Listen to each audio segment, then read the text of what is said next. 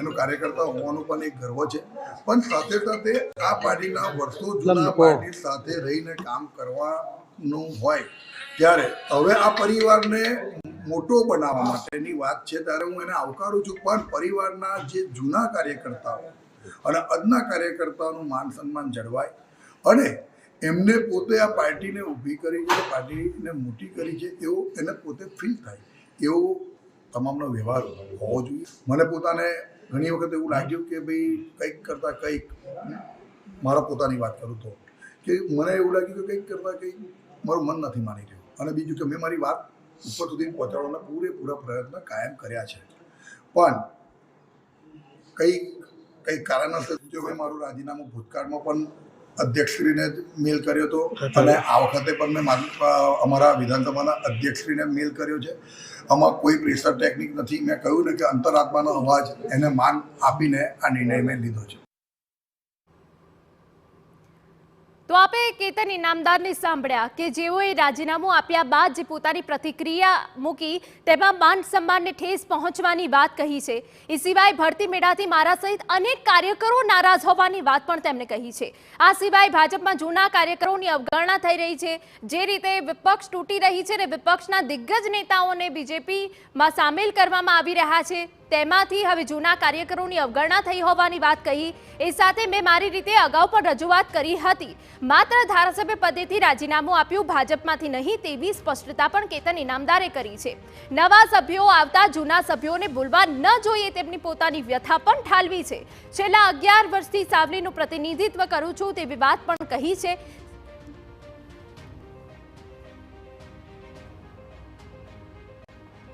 ડભોઈના ધારાસભ્ય શૈલેષ મહેતા આપણી સાથે જોડાયા છે. શૈલેષભાઈ, પહેલા તો એ સવાલ કે શું તમારે કેતન ઇનામદાર સાથે કોઈ વાતચીત થઈ હતી? કયું કારણ તેઓ મૂકી રહ્યા છે? કારણ કે જે રીતે વિપક્ષ સતત બીજેપીમાં જોડાઈ રહ્યા છે એ દુઃખ તો તેમને છે જ, અને જૂના કાર્યકરોની અવગણના થઈ રહી છે તેવી વાત પણ તેમણે મૂકી છે.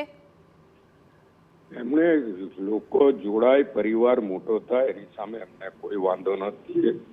ફક્ત વાંધો એ છે કે જૂના કાર્યકરો જે છે એમનું માન સન્માન જળવાવું જોઈએ. એમની એ વાત સાથે અમે પણ સંમત છીએ અને આ પરિવારનો મામલો છે, ભાજપ પરિવાર છે, પરિવારના મોઢીઓ બેસીને આનો સુખેદ ઉકેલ લાવશે. બિલકુલ શૈલેષભાઈ, સાથે સાથે કેતન ઇનામદારે એવું પણ કહ્યું છે કે મારા સિવાય અનેક કાર્યકરોમાં નારાજગી છે, તો શું ખરેખર એવી સ્થિતિ છે? જે કઈ પરિસ્થિતિ છે અમે સમજીએ છીએ. કેતનભાઈની વાત સાથે મેં પહેલા જ કીધું કે અમે સંમત છીએ, પણ આ પરિવારનો મામલો છે એટલે પરિવારના મોવડીઓ સાથે ચર્ચા વિચારણા કરીને આનો ઉકેલ લાવીશું. બિલકુલ શૈલેષભાઈ, આપે જેમ કહ્યું કે પરિવારનો મામલો છે, તો શું કેતન ઇનામદારને સમજાવવાનો પ્રયત્ન કરવામાં આવશે? ચોક્કસ કેતન ઇનામદાર સમજી પણ જશે. અમારા પરિવારના મોભીઓમાંના એક છે એટલે એ સમજશે.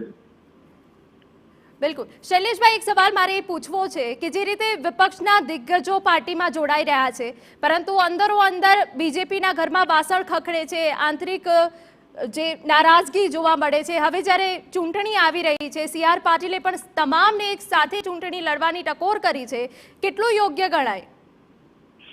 આદેશ પ્રમુખ જે કઈ આદેશ આપે તમામ કાર્યકરોના સર માથા પર જ હોય અને એમની જે કઈ સૂચના હોય એ બધા માનવી પડે.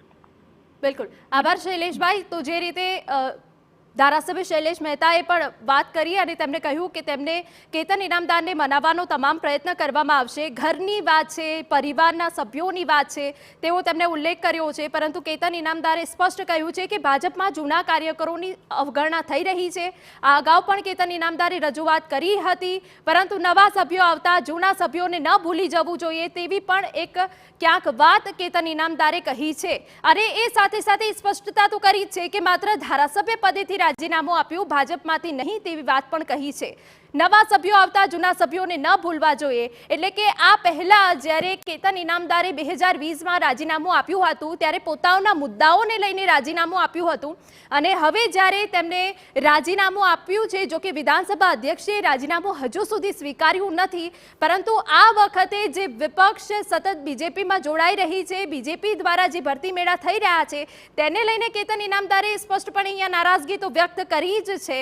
સાથે છેલ્લા 11 વર્ષથી તેઓ સાવલીનું પ્રતિનિધિત્વ કરી રહ્યા છે, છતાં જૂના સભ્યોને પાર્ટી ભૂલી ગઈ છે તે વાતનો પણ ઉલ્લેખ કર્યો છે અને ભાજપમાં જૂના કાર્યકરોની સતત હવે અવગણના થઈ રહી છે તેનાથી દુઃખ છે તેવી વાત પણ કેતન ઇનામદારે મૂકી છે.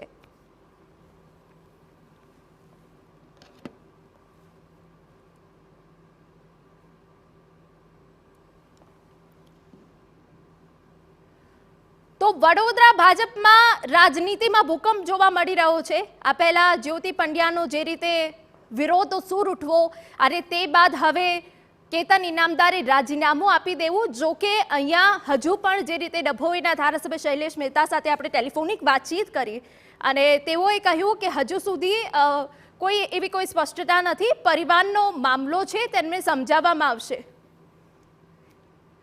અને હવે એ પણ સાંભળીએ કે સાંસદ રંજન ભટ્ટનું શું કહેવું છે, તેઓએ શું પ્રતિક્રિયા આપી.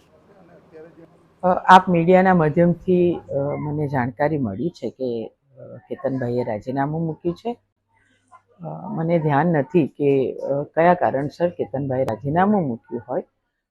હું એનો પ્રયત્ન કરી રહી છું કે કેતનભાઈની સાથે ટેલિફોનિક બી વાત થાય, પણ મારો સંપર્ક થઈ નથી શકતો. બેન, જે રીતના વાત કરીએ, તમને શહેરી કામ માટે ઉમેદવાર જાહેર કર્યા પછી વારંવાર નારાજગી આવી, તો કઈ ને કઈ કેતનભાઈની તમારાથી નારાજગી? હું મીડિયામાં જોઈ રહી છું કે કેતનભાઈ પોતે સ્પષ્ટ બોલી રહ્યા છે. એવી નારાજગી મારા માટે છે એવું તો કેતનભાઈના ઇન્ટરવ્યૂમાં પણ મેં જોયું નથી, સાંભળ્યું નથી અને આપ મીડિયાએ પણ પોતે કવર કર્યું છે. ખાસ તો શેના કારણે નારાજગી છે એ હું જાણવાનો પ્રયત્ન કરીશ, એની સાથે વાત કરીશ. કેતનભાઈ ખૂબ સક્ષમ ધારાસભ્ય છે, પ્રજાની વચ્ચે રહેલા છે, પણ સંપર્ક કરીને હું ચોક્કસ કેતનભાઈની નારાજગી શું છે વાત કરવાનો પ્રયત્ન કરીશ. આપણા પારંપરિક સંબંધી રહ્યા છે, તો કેતનભાઈને મનાવવાનો પ્રયાસ કરશો? હું સંપર્ક કરવાનો ચોક્કસ પ્રયત્ન કરીશ. કેતનભાઈનું કહેવું છે કે પાર્ટીની અંદર માન મર્યાદા જળવાતી નથી, એટલે એમની નારાજગી છે. આ વિશે હું કેતનભાઈને જ પૂછી લેજો. હું સાંસદ છું, પાર્ટી ચોક્કસ કેતનભાઈને સાથે વાત કરશે.